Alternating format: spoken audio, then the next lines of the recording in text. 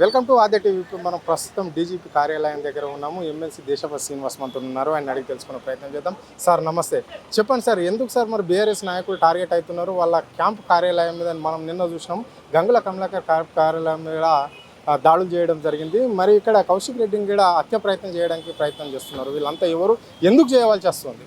అంటే నేరస్తులే పరిపాలకులు అయితే పరిపాలన నేరమయంగానే ఉంటుంది. క్రిమినలైజేషన్ ఆఫ్ పాలిటిక్స్, రాజకీయాలను నేరపూరితంగా మారుస్తున్నారు వాళ్ళు.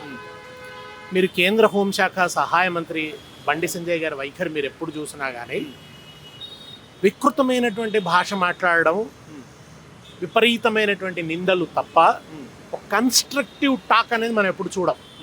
పార్లమెంట్లో ఆయన బాధ్యతాయుతంగా మాట్లాడంగా మీరు ఎప్పుడన్నా చూసినారా? ఏం లేదు. మినిమం ప్రాక్టీస్ కూడా చేసిన పరిస్థితి కనబడదు మనకు అసలు ఒక్కరోజు కూడా. తెలంగాణ హక్కుల కోసం నిలబడి, నిటారుగా నిలబడి ప్రశ్నించిన దాఖలా కానీ, సాధించిన దాఖలా కానీ మీకేమైనా ఉందా? అంటే ఒక పార్లమెంట్ సభ్యుడిగా మీ విధి ఏమిటి? ప్రజల ప్రయోజనాల పరిరక్షణ, ప్రజల హక్కుల పరిరక్షణ, ఇది కదా. నిరంతరం ఒక ప్రవోకింగ్ స్టైల్ అండ్ చాలా ఫిల్తీ లాంగ్వేజ్, చాలా చవకబారు భాషలో మాట్లాడడం తప్ప మీరు మొదటి నుంచి చూడండి కేసీఆర్ గారి మీద ఒక వికృతమైన భాష. మీరు ఆయన ప్రతిపక్ష నాయకుడిగా ఉన్నప్పటి నుంచి కూడా చూస్తూ ఉండండి, ఆయన బీజేపీ అధ్యక్షుడిగా ఉన్నప్పుడు కూడా ఒక వికృతమైన భాష. అంతే తప్ప ఆయన ఎప్పుడు కూడా ఒక ప్రజల కోణంలోంచి ఆయన చర్చ చేసిన పరిస్థితి ఉండదు ఏ ఇష్యూ మీద కూడా. ఇవాళ ఒకవేళ నిజానికి ఆయన చాలా అసహ్యంగా మాట్లాడాడు. పుట్టుకల గురించి మాట్లాడటం అనేది, అంటే గృహిణులు ఎవరైతే వాళ్ళ జీవితం వాళ్ళు గడుపుతున్నారో వాళ్ళ వ్యక్తిత్వాలను హననం చేసే విధంగా మాట్లాడే హక్కు ఎవరు ఇచ్చారండి బండి సంజయ్కి? ఏం మాట్లాడుతున్నావు అసలు? స్త్రీని పవిత్రంగా చూస్తారు, పూజిస్తారు. మాట్లాడితే రాముడు సీత అని కదా మనం మాట్లాడతాం. ఇదా స్త్రీల పట్ల నువ్వు ప్రదర్శించాల్సినటువంటిది?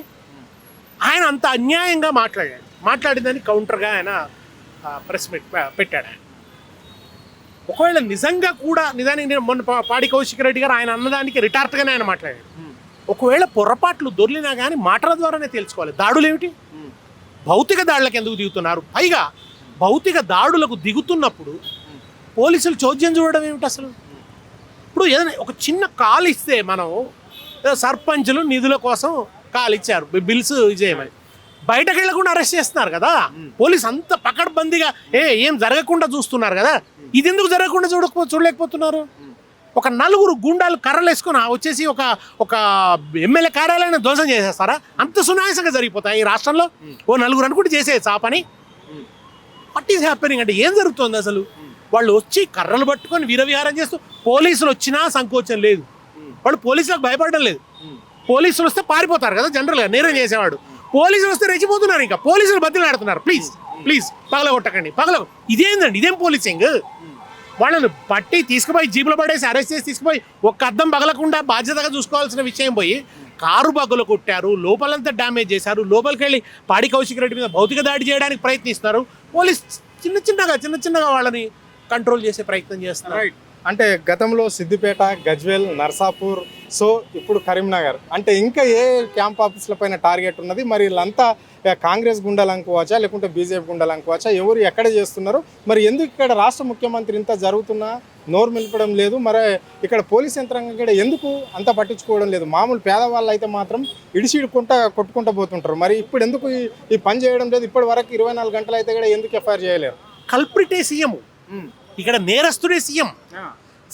ఆయన వచ్చిన తర్వాత ఈ రాష్ట్రంలో పొలిటికల్ డిస్కోర్స్ దిగజారింది. వికృతమైన భాషకి ఆయన ఆద్యుడయ్యాడు. ఇంత అన్యాయంగా లేదు తెలంగాణలో. రాజకీయ వాద వివాదాలు మాట్లాడుకునే పద్ధతి ఇంత అన్యాయంగా లేదు. ఆయన వచ్చిన తర్వాత పూర్తిగా దిగజారింది. తర్వాత ఇట్లా భౌతిక దాడులు చేసే సంస్కృతి కూడా లేదు. కేసీఆర్ గారు పరిపాలిస్తున్నప్పుడు కొంతమంది మాట్లాడితే నిరంకుశ పాలన అని అనేవాళ్ళు. వాళ్ళు ఎవరు ఇప్పుడు మాట్లాడట్లేరు. ఇది పరాంకుశ పాలనలా ఉందా మీకు? ఇది కాదా నిరంకుశం? నిరంతరంగా దాడులు చేస్తున్నారు, నిరంతరంగా కేసులు పెడుతున్నారు. క్రిషాంక్ విషయంలో జరుగుతున్నది ఏమిటి? ఆయన ఒక అభియోగాన్ని ప్రభుత్వం మీద మోపినప్పుడు అవునో కాదో తెలుసండి, ఆయన అరెస్ట్ చేస్తారేమిటి, జైల్లో పడేస్తారేమిటి? ఇట్లా ప్రతిపక్షం మీద దాడులు చేయటము, అరెస్టులు చేయడము, కేసులు మోపడము, భయపెట్టడము, టెర్రరైజ్ చేయటము, పార్టీ కార్యాలయం మీద యథేచ్ఛగా మైనంపల్లి హనుమంతరావు అనుచరులు వచ్చి హరీష్ రావు కార్యాలయం మీద దాడి చేస్తారు.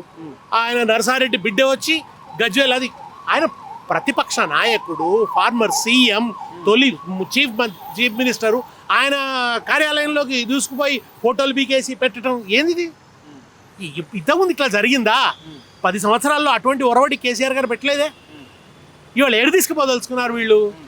ఇది తెలంగాణ ప్రజలు ఆలోచించాల్సినటువంటి అవసరం ఉంది.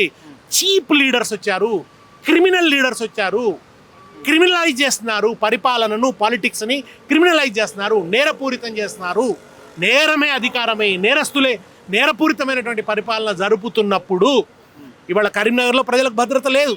అంత పట్ట పగలు వచ్చి ఒక నగల దుకాణంలో జొర్రి తీసుకొని పోయారు అంటే పోలీసింగ్ లేదని అర్థం. రైట్ సార్, ఒకప్పుడేమో ఉత్తరప్రదేశ్, జార్ఖండ్, బీహార్లో ఇలాంటి ఘటనలు చూసేది. మొన్న పోలీస్ అధికారి పైన కూడా మల్కాజ్గిరికి సంబంధించిన డిఎస్పీ సుమతి పైన కూడా ఇట్లనే అత్యాచారానికి ప్రయత్నం చేయడం జరిగింది. ఇప్పుడు మనం రిటైర్డ్ ఐఏఎస్ అధికారి భార్యను కూడా హత్య చేశారు అని చెప్పేసి ఇప్పుడు హైదరాబాద్ నడివొడ్డుని ఇప్పుడు మనకు సమాచారం అందిన విషయం. దీన్ని ఎట్లా చూస్తారు మీరు? ఇప్పుడు ఎప్పుడైనా నేరాలు జరుగుతూ ఉంటాయి, జరగలేదని కాదు. బీఆర్ఎస్ పరిపాలన కాలంలో ప్రైవేట్ నేరాలు జరిగాయి. ప్రభుత్వం ప్రోత్సహించడం ప్రశ్న, ప్రభుత్వం దగ్గరుండి జరిపించడం ఏంటది? హోంశాఖ సహాయ మంత్రి అనుచరులు వచ్చి దాడి చేయడం ఏంటి? అది కదా దుర్మార్గం అక్కడ. పైగా ఆ దాడిని ఆయన సమర్థించుకుంటున్నాడు. సమర్థించుకోవడం ఏమిటి అసలు? అంటే ఇంత జరుగుతుంటే పోలీసులు చౌద్యం చూడడం ఏంటి? అట్లాగే కాంగ్రెస్ కార్యకర్తలు వచ్చి, అధికార పార్టీ కార్యకర్తలు వచ్చి ఆ ప్రతిపక్ష పార్టీ కార్యాలయాల మీద, ఇవి కూడా అవి ప్రజలాస్తులు, అవేమి ప్రైవేట్ ప్రాపర్టీ కావవి. ప్రజల పన్నుల ఆదాయంతో కట్టినటువంటి కార్యాలయాలు. ప్రజలకు ఎమ్మెల్యేలు అందుబాటులో ఉండాలి, ఎమ్మెల్యేల గౌరవం కాపాడాలి, వాళ్ళ ఆత్మగౌరవానికి తగినట్టుగా వాళ్ళ నివాసాలు ఉండాలని కేసీఆర్ గారు నిర్మాణం చేశారు. వాటి మీద దాడులు చేస్తారేమిటి అసలు? పబ్లిక్ ప్రభుత్వ ఆస్తుల మీద ప్రభుత్వమే దాడి చేయడం ఇంతకంటే వికృత. గతంలో నక్సలైట్లు బస్సులు గాలబెడితేనో, ఏదో కార్యాలయాలు ధ్వంసం చేస్తానో దుర్మార్గం అనేవాళ్ళు. ఇప్పుడు వీళ్ళే చేస్తున్నారు. మరి మీరు you are the so called mainstream politicians and so called governments, మీరే చేస్తున్నారు కదా. మరి దీన్ని ఏమంటారు? చివరిగా చెప్పండి సార్, ఈరోజు డీజీపీ కలవడం జరిగింది. మరి వినతి పత్రంలో ఏం విన్నవించుకున్నారు? మరి ఆయన నుంచి ఎలాంటి స్పందన వచ్చింది మీకు? మేము ఆయన నుంచి చట్టబద్ధమైనటువంటి చర్యలు కోరుకుంటున్నాం. నిన్న జరిగిన దాడి, ఆ ఫుటేజ్ అవన్నీ పరిశీలించి ఆయన వాళ్ళ మీద చర్యలు తీసుకుంటారని మేము ఆశిస్తున్నాం. వాళ్ళ మీద స్ట్రింజెంట్ యాక్షన్ తీసుకోవాలి, వాళ్ళ మీద కేసులు మోపాలి, హత్యాయత్నం కేసు మోపాలి. నేను వాళ్ళు పెట్రో బాంబులు నిన్న నిజంగా కూడా పాడి కౌశిక్ రెడ్డి కనుక వాళ్ళ పాలబడి ఉంటే ఆయన విగత జీవుడై ఉండేవాడు. వాళ్ళ అంత భయంకరంగా ఆయన వాళ్ళు కొట్టేవాడు. ఆయన పెట్రో బాంబులతో దాడి చేసేవాళ్ళు. బర్న్ చేస్తామని వాళ్ళు పెట్రో బాంబులు, తర్వాత అవి పట్టుకొని వచ్చినారు, మ్యాచ్ బాక్సెస్, లైటర్స్ పట్టుకొని వచ్చినారు. కానీ ఇట్లా హత్యాకాండలకు కూడా దిగే స్థాయికి, బహిరంగంగా భయం లేకుండా హత్యాకాండలకు దిగే స్థాయికి చిన్న కార్యకర్తల మీద చాలా జరుగుతుంది. అది సరిగ్గా నోటీస్లో కూడా రావడం లేదు పాపం. మళ్ళీ లీగల్ టీం రోజు శ్రమ పడుతుంది ఆ విషయంలో. ఇక ఇప్పుడు ఎమ్మెల్యేల పైన కూడా ఇదే జరుగుతుంది. కనుక ఇది చాలా దుర్మార్గమైనటువంటి వాతావరణం. ఇక శాసనసభ్యుల కార్యాలయాల మీద, వాళ్ళ శరీరాల మీద భౌతిక దాడులు జరగటం అని అంటే ఈ రాష్ట్రం పతన స్థాయికి పోతుందని అర్థం. ప్రజలు మాత్రమే దీన్ని కాపాడాలి. పోలీసులు కూడా తగిన రీతిలో స్పందించి పోలీస్ వ్యవస్థ గౌరవాన్ని నిలబెట్టాలి. Thank you. ఇది ప్రజాప్రతినిధులను కూడా చూడకుండానే దాడులు చేస్తున్నారు ఇక్కడ ఈ రాష్ట్రంలో. అది ప్రభుత్వ అండతోరి అని చెప్పేసి కూడా వారు స్పష్టంగా చెప్పడం జరిగింది.